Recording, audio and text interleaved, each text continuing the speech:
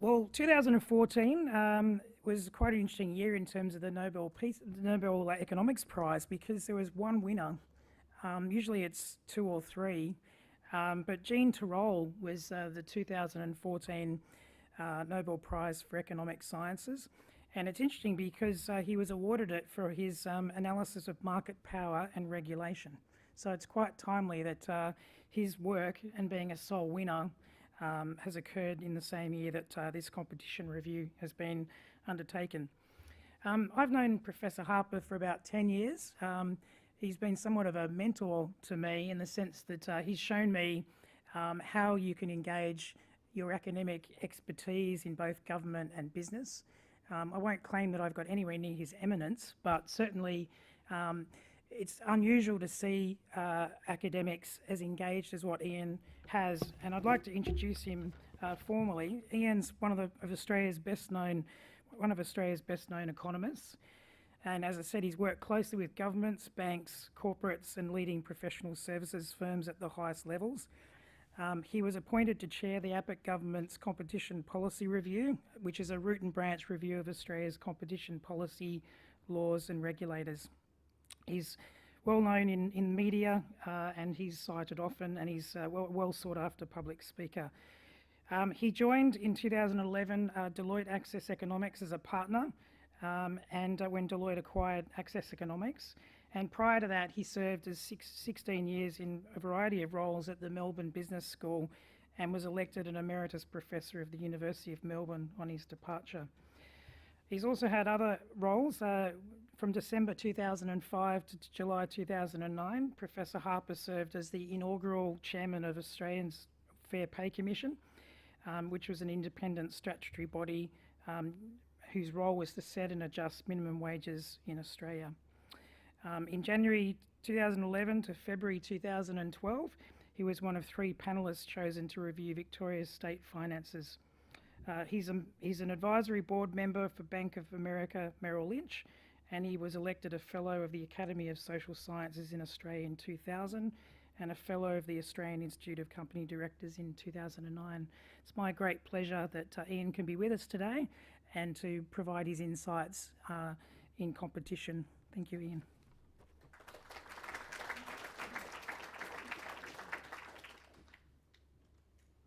Well, good morning, everyone. Just 5 to 12.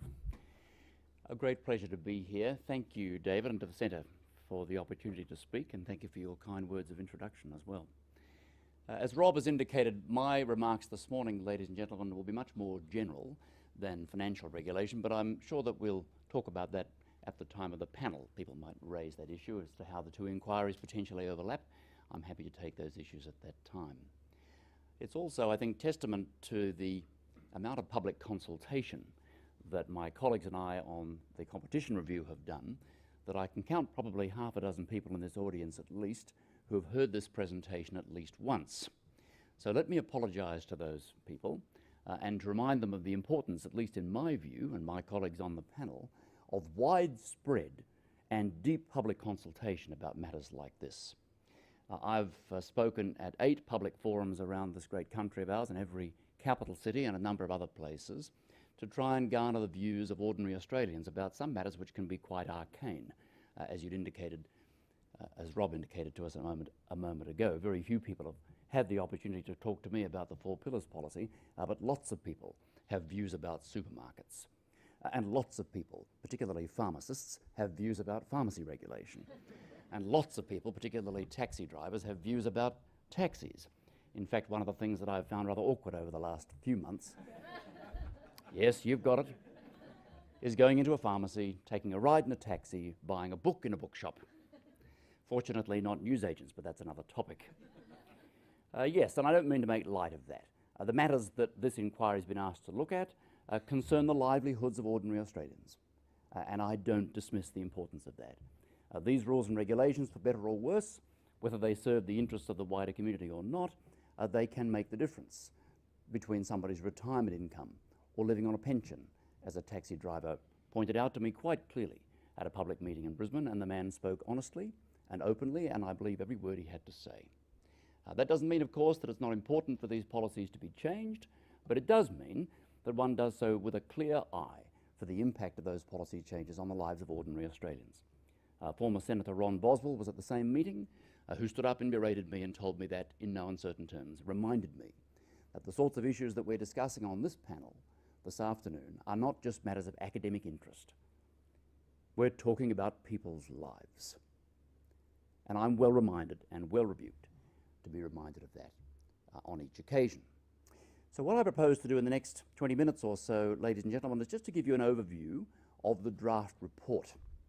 What you have had from this competition panel, which was formed on March the 27th this year, is firstly an issues paper, which was released very quickly after that in April, thanks to the sterling efforts of a 16-person secretariat, as Rob indicated, mostly populated by very senior Treasury officers from the Commonwealth, but there are one or two also from the ACCC, the Department of Industry, the Department of Prime Minister and Cabinet, but a 16-person professional secretariat who enabled us to produce an issues paper very quickly after the panel was announced in March. That came out in April. We received a number of submissions, in fact, well in excess of 300 to that particular piece of paper.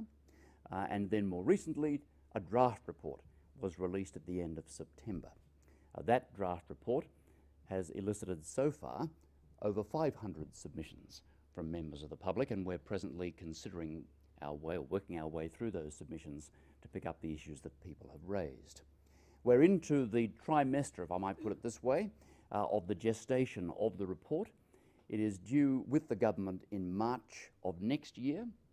Submissions have now formally closed. They closed on the 17th of this month. A few trailing ones, of course, still coming in, but that's to be expected. And by the time we get to probably the middle of next month, then we'll have no further speaking engagements on the matter, and we will retire to consider our verdict and produce a report for the government by March of next year. So that's where we are in the timetable. But the draft report that I'm going to speak to this afternoon, this report has been available, as you know, since the end of September. But what I'd like to do is to give you an overview of that. If you've not had a chance to look at it, then this may be news to you, but if you have, I'd like to think this would give you some context. And if you've heard this before, then keep thinking about it. The issues are important. I have to keep thinking about it, and you may as well too. Okay. As David mentioned, I have the privilege to be asked to chair this review. There are 4 panel members. Peter Anderson, who was the Chief Executive of the Australian Chamber of Commerce and Industry until that position was taken over by Kate Carnell a little earlier this year. Sue McCluskey, who is the Chief Executive of the Regional Australia Institute and a former Productivity Commissioner, amongst other officers. And Michael O'Brien, QC, who'll be well known to the lawyers in the audience, a very distinguished competition lawyer, a barrister these days, but for many years worked with Minters. We were given a broad terms of reference. The terms of reference, the panel has essentially boiled down to these 3 areas: competition policy, competition law, and competition institutions, and that is how the draft report is structured. It wouldn't surprise you to learn that that's likely, very likely, to be how the final report is structured. I might make the point that one of the distinctions, just one of the distinctions between this review and what we've seen so far of David Murray's review, is that we have prepared what we are calling a draft report, not an interim report. It's a draft report. The report that we've put to you is exactly what we propose to present finally, but it's in draft form. So we might change some of the recommendations, we might add some, we might subtract some. We'll certainly be changing the nature of the supporting argument because we'll have another 500 submissions to consider, and therefore there'll be other points of view for us to take into account and to respond to in the final report. The other distinction between the final report and the draft report is that we will say a good deal more about implementation, as you would expect, of a final report.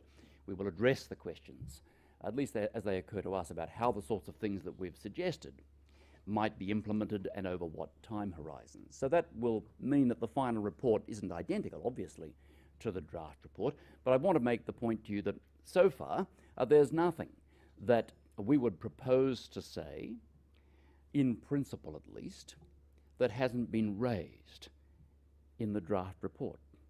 Now, that isn't to say that we're going to come to the same conclusion. When I say that we've had a draft recommendation on, for example, Section 46, that's exactly what I mean.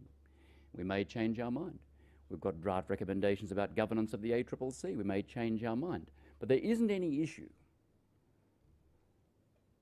that we propose to speak about, save implementation, that hasn't been raised in the draft report. And I think that that's very important for public policy formation. My colleague and I are not into springing surprises on the government or on the people. That's why we've told you what we think. And if you don't agree with it, that's fine. Tell us why.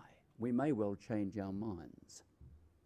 But I've also asked everybody to tell us about the things you like, as well as the things you don't.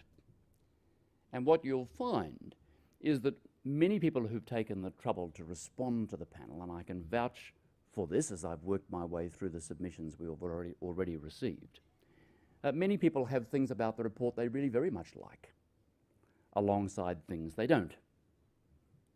And I think that's to be understood and appreciated because it's a broad terms of reference. But I also think it's important for people to say both of those things so that in the public discussion that we have, people can get a fair sense, a balanced sense of what these issues actually mean. Of course, it's also an indirect way of calling everyone to think about the public policy implications of these changes, not just to focus narrowly on what it means for me. Very difficult for any of us to set aside our personal interest in these matters, and I'm not naive on that front. But by asking people to think about the things that they like and dislike, I've found that that's helpful in getting people to broaden their perspective and begin to talk about what public policy might be like, irrespective of what their own personal futures might be like if these rules were to become law. Well, I mentioned the fact that we've had a number of meetings with stakeholders. That's 120 there so far. That number, I suspect, is already out of date. 350 submissions to the issues paper and over 500 and still counting to the draft report. That number includes, I might add, quite a number of roneoed submissions about liquor and road pricing, where people have essentially submitted one-page pieces that are identical. That's fine. I asked people if they would tell us whatever they thought, even just a two-line email, and I get a sense of what people are concerned about, even if they're prepared to send in identical submissions. That's fine. Oh, there we go. One more. Nope. Can I have the next slide, please? There we are. This is not responding. Stay there. Good. Let me give you a little bit of context. Where does all this fit into the public policy discussion? Many people in this audience would have heard much about Australia's productivity challenge as we come off the back of the largest mining investment boom that we've experienced in our history, and the fact that productivity growth will need to ideally improve substantially. It's not zero or negative, but to improve substantially in order to outweigh the downdraft of the terms of trade, the negative impact on Australia's living standards of the terms of trade coming off substantially following, as I say, the passing of the first and second phases of the mining investment boom. And competition policy fits into that box. It's one of the instruments that we have at our disposal. It's not the only one, but it's one of the instruments we have at our disposal for driving productivity growth, raising efficiency, stimulating innovation, and in other ways improving Australians' living standards. We've made the point here that we're talking importantly about choice. Choice is one of the mechanisms that drives efficiency and innovation, the simple option that people have to choose one thing over another concentrates the minds of those whose goods are not chosen. And that also applies in the public sector. We've been asked here in this report by the government not just to think about ways in which competition policy has traditionally been applied, but to look for new horizons. When I spoke to the Minister, Minister Bruce Bilson, who is the Federal Minister for Small Business and whose responsibilities include competition policy and consumer affairs, Mr Bilson is a Cabinet Minister. This is a Cabinet post within the Treasury portfolio. He said, Ian, what the government wants is for you to examine the unfinished business from the original Hilmer report, and I acknowledge Professor Hilmer with us today, as well as New Horizons for Competition Policy. We would want you to do Hilmer Mark II. So telling us how we've travelled with the Hilmer institutions and with Hilmer competition policy more broadly, all of which is now 20 years old, as well as the Act itself, which is 40 years old. So look back and think how we've travelled with these institutions and policies, and think about ways in which they might be taken to new places. Well, the common element there is choice. If you focus on choice, that can be a driver of efficiency and innovation, ultimately productivity growth, and that can be a discipline that applies both in the private sector and the public sector. The end result of it all is for the long-term benefit of consumers, as Rob was emphasising. That was a statement which is made early on in the Act, and of course was something which drove the original competition policy under Hilmer. It is about consumers. Some broader context for the review. You'll recall that the Australian economy was exposed to competition from international trade in goods, with the opening of the Australian economy to international trade most markedly during the 1980s. Under the Hawke-Keating reforms, floating the Australian dollar, lowering tariffs, changing various ways in which foreign institutions could participate in the Australian economy, issuing banking licenses, making it easier for international airlines to travel here, and so on and so forth.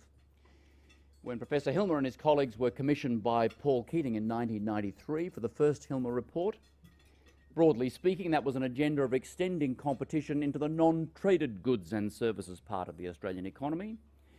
You can't trade electricity internationally, can't trade roads internationally, so a different type of discipline is required to introduce competition there, hence the agenda of the original Hilmer report.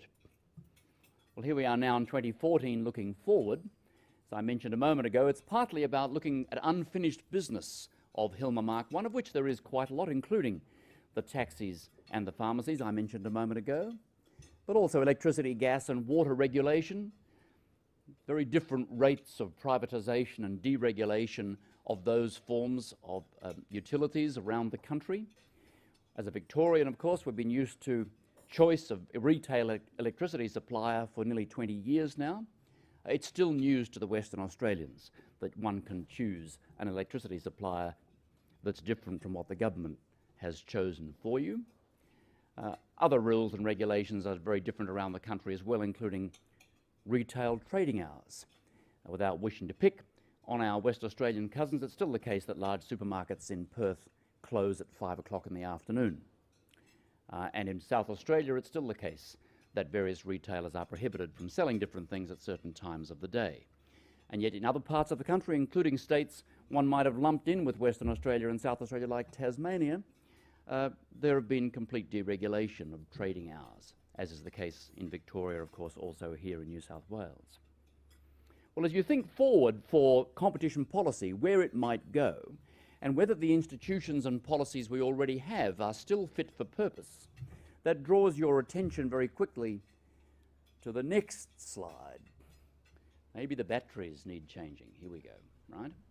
To the next slide, where we speak in the report in part 1 of the forces for change.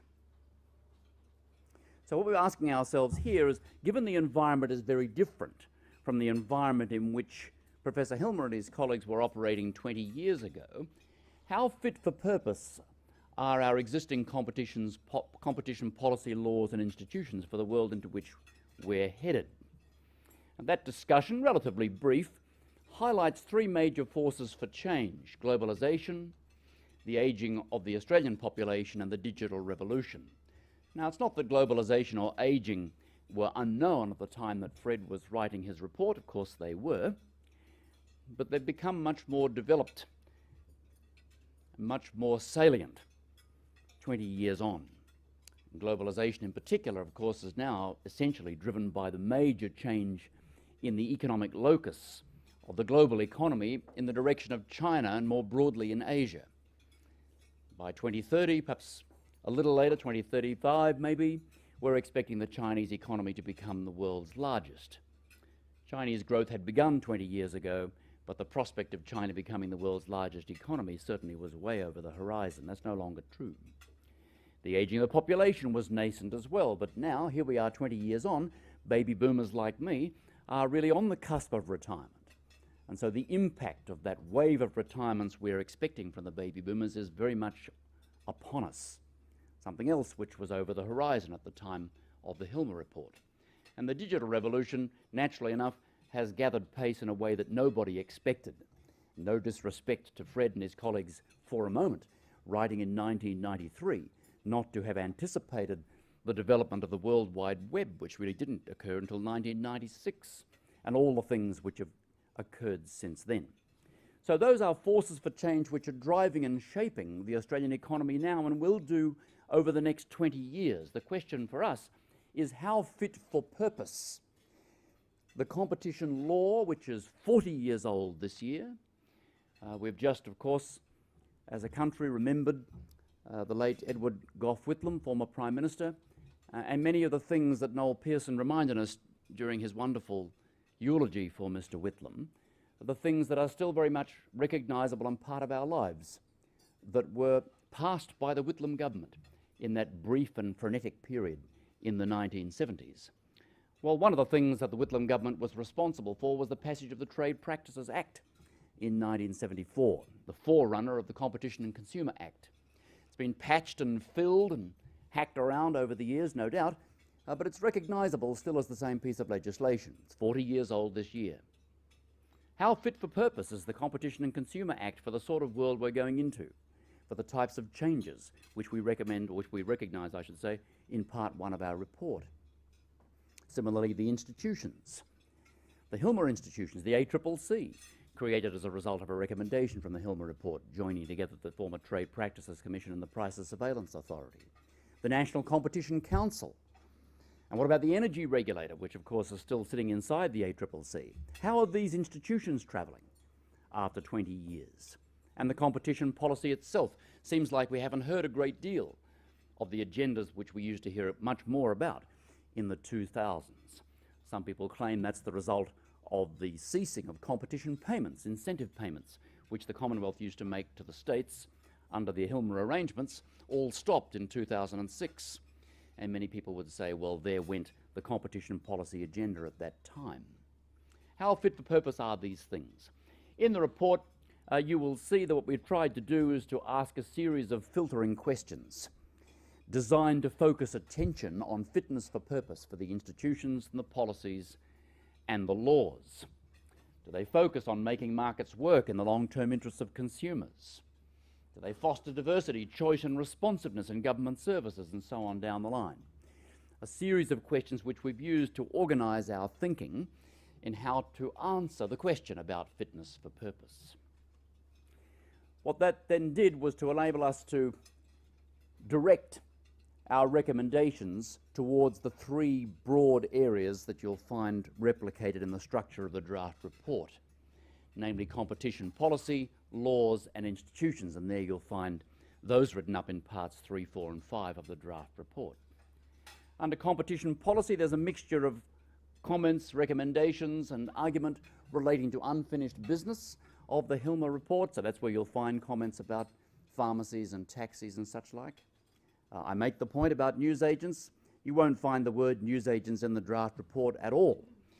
They were on Professor Hilmer's list, but of course newsagents have succumbed effectively, as has the regulation of news agencies, to developments in technology over the last 20 years. One could argue that similar types of things are happening to the taxi industry, again driven by technology, and the pharmaceutical sector, retail pharmacy, is finding itself also the victim of that to a lesser extent.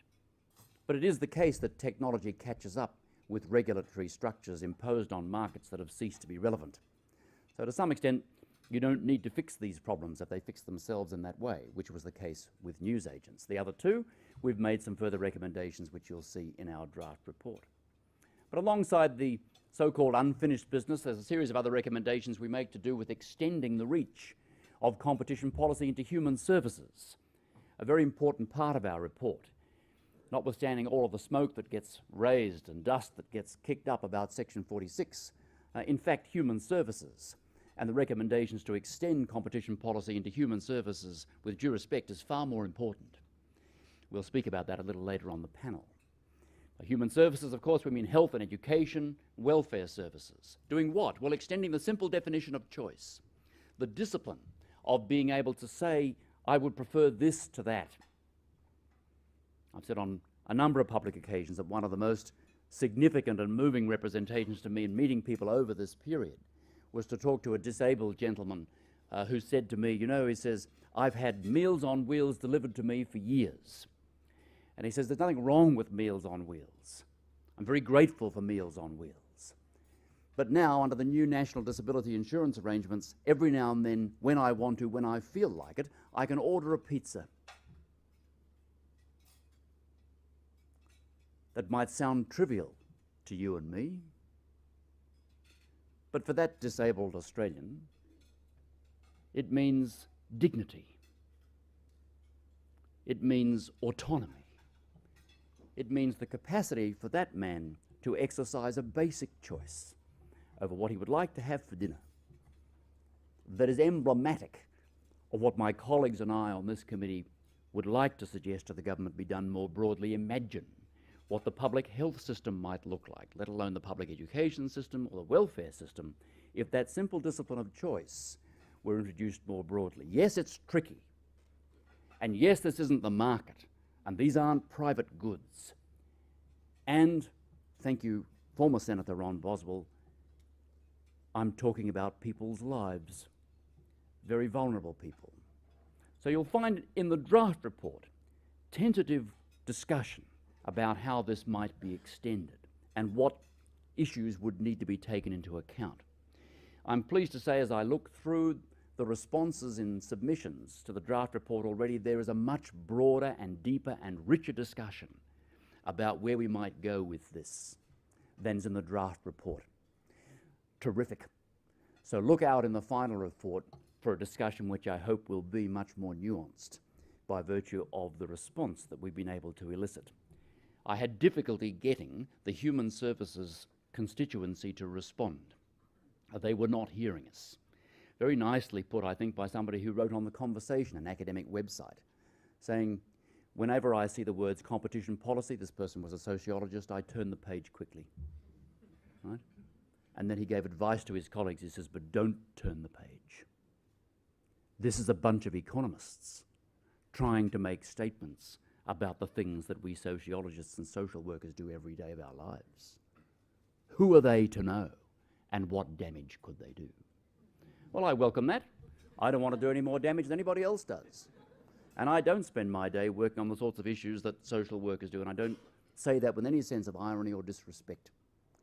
Fortunately, we've managed to elicit more reaction. Indeed, I'm having a special roundtable of people from the human services area to make it absolutely clear that we're not trying to impose some type of economic rationalist framework onto an area where it ought not to fit, can't fit, won't fit, or requires to be significantly modified.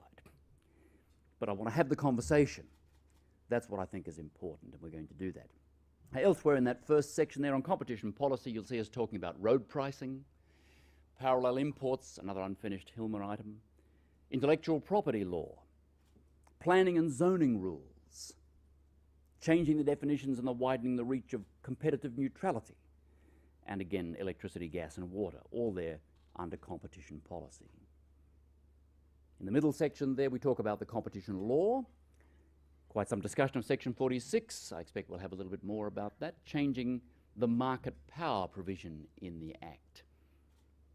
But there are also recommendations there which just go to simplifying the Act, enhancing access to justice, and streamlining existing processes like applying, for example, for the right to collectively bargain. Many of those things are directed at making the Act, the law, work more effectively, particularly for small business. In many cases told us they've got no difficulty with the law, they just can't get it to work for them, or they can't get the regulator to respond. So we've had some things to say in the third part of the draft report which run to the competition institutions.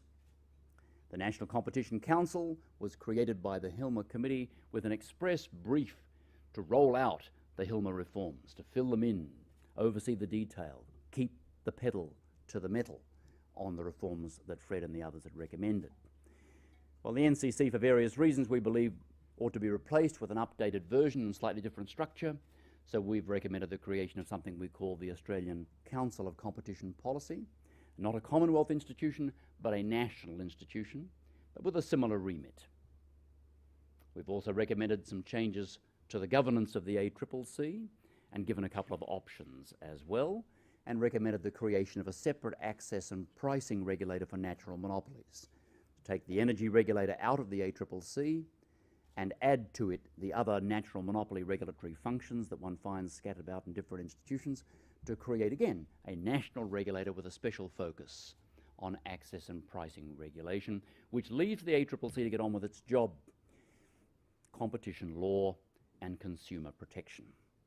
So there you'll find those 52 recommendations spread across the three areas. And then policy in terms of process, once more, the draft report, of course, is out, as I mentioned to you. Submissions have now closed on the 17th of November, and we are rapidly, well, the rate of increase of submissions in my inbox has slowed, and not to zero just yet, but it's markedly slowed. And so we're looking forward to sifting through at least a number of something like 500, I expect, or 550 submissions to this draft report, and we're due to present our final report to the government no later than March of next year. As many people have pointed out, this is the first time in 2 decades that we've had the opportunity to think seriously about our competition laws, policies and institutions. Lots of interesting and meaty issues for us to consider, but one thing I think that frames the discussion people ought to recognise: nobody, not one, not in written submissions, not in public representations, not in meetings, large, small, not one, maybe today will be an exception, has anybody stood up and said these laws are a crock and they should all be abolished. Competition policy has ill-served the Australian public and it should be thrown out. And the institutions, the ACCC, has done a dreadful job and it should be disbanded. Nobody. Nobody. When the opposition spokesperson, Mr. Bowen, the Shadow Treasurer, stood up and responded to the draft report, he said, "This is a serious report. Competition policy is important for the Australian people. Indeed," Mr. Bowen said, "competition is the Labor Party's word." He made the point, of course, that the Act was first promulgated by the Whitlam government, a Hilmer committee established by Keating, and went on to say, matter of public record, you can find the speech if you're interested, that if these 52 recommendations were presented to the Parliament in the form in which they presently appear, the Labor Party would support all but 3 of them. Pharmacy deregulation, coastal shipping deregulation, and Section 46. They wouldn't support, but the rest they would. Changes to human services, all of the other rules and changes that we propose would be supported by the Labor Party, at least according to Mr. Bowen. So, ladies and gentlemen, the reason that nobody stood up and said that is that these policies, institutions and laws have broad support across the community. And given the divisiveness with which we tend to approach many public policy debates these days, I think that's something worth celebrating. The reality is that these laws, institutions and policies have worked for Australians, and most Australians recognise that's the case. So this is an opportunity for us to give them a tune-up, to prepare them for the next 20 years, to make sure they're fit for purpose. And in that process, we can have a good old ding-dong argument about 46 and all the others, but we're thinking about how these institutions, laws and policies can continue to deliver benefits for Australians, ideally even more benefits for Australians into the future. Thank you very much.